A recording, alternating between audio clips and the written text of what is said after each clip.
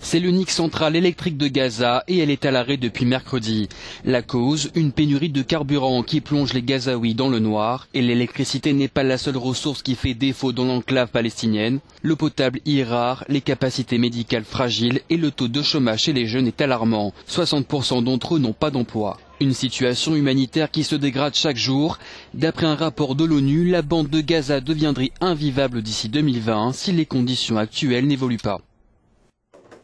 Nous scrutons de près la situation et tous les indicateurs, l'énergie, l'eau, les soins médicaux, l'emploi, la pauvreté, la sécurité alimentaire, tous ces indicateurs sont en déclin. Il faut remettre l'intérêt des civils au premier plan si l'on veut du changement.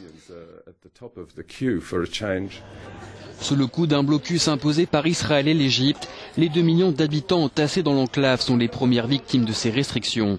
Mais Tel Aviv et Le Caire ne sont pas les seuls à être pointés du doigt par l'ONU. Selon elle, ce sont surtout les divisions entre le Hamas et l'autorité palestinienne qui empêchent toute amélioration. Les deux camps n'ont pas réussi à trouver un accord sur la taxation du fioul à acheminer à Gaza.